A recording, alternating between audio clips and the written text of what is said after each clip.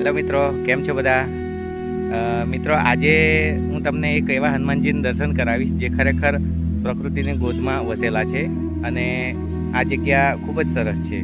આ જગ્યા વાંસદા તાલુકાના ઉમરકુઈ ગામની નજીક છે.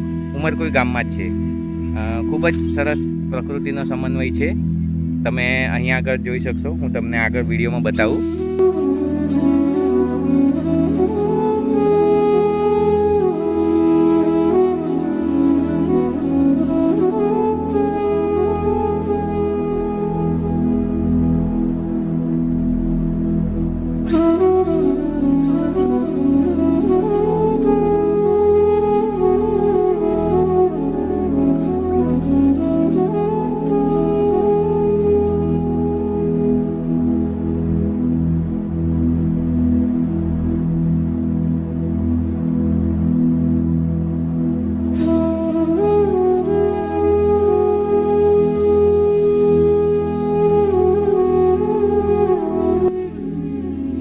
મિત્રો, તમને આ વિડીયોમાં જોઈ શકો છો કે અહીંયા આગળ કંઈ વડનું ઝાડ છે.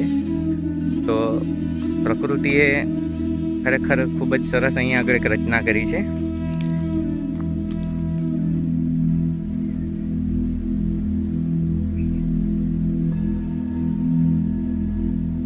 મિત્રો, અહીં જે આ વડ છે એની બિલકુલ નીચે હનુમાનજીની મૂર્તિ છે અને એ મૂર્તિની ઉપર પ્રકૃતિએ એક સરસ ઘુમ્મટ આકારનું મંદિર જેવું નિર્માણ કર્યું છે, જે ખૂબ સરસ છે. મિત્રો, તમે આ જોઈ શકો છો.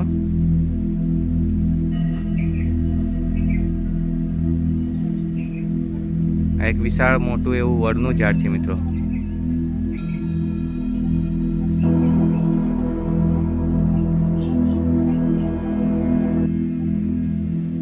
આ પ્રકૃતિની આ રચનાને જોઈને ખરેખર ખૂબ જ અદ્ભુત એવી રચના છે. આ એક કુદરતી રીતે મંદિરનું નિર્માણ થયું છે. આ કોઈ પણ પ્રકારે એવું લાગતું નથી કે જાણે આ બનાવ્યું હોય. પ્રકૃતિએ ખુદ છત્રછાયા ઊભી કરી છે હનુમાનજી માટે.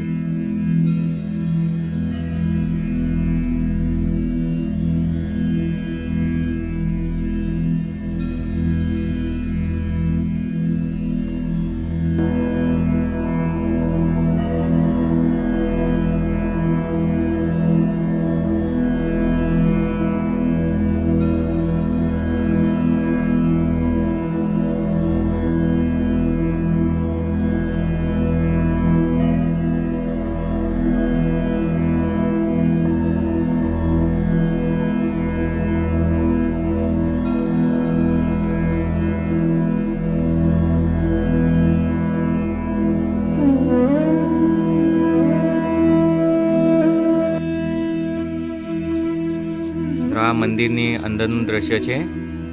આ વડવાઈ કઈ રીતે એક મંદિરનો આકાર લઈ લીધો છે તમે જોઈ શકો છો.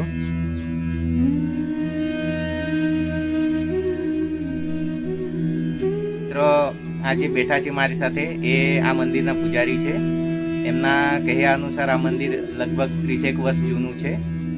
તો આપણે એમને પૂછીએ કે આ મંદિરનું નિર્માણ આ લોકોએ કઈ રીતે કર્યું હતું.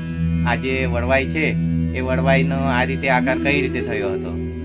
તો આ આકાર કઈ રીતે થઈ ગયેલો આમ? હા, પણ જે રીતે એકવાર કર્યું છે એના પછી આ હા. તો મિત્રો, આમના કહેવા પ્રમાણે એમના જે પિતાશ્રી હતા એમણે એકવાર ખાલી આ વડવાઈઓ જે આવે છે એમને એકવાર થોડો આકાર આપ્યો હતો. પછી કુદરતી રીતે આ મંદિર આ રીતે નિર્માણ પામ્યું છે.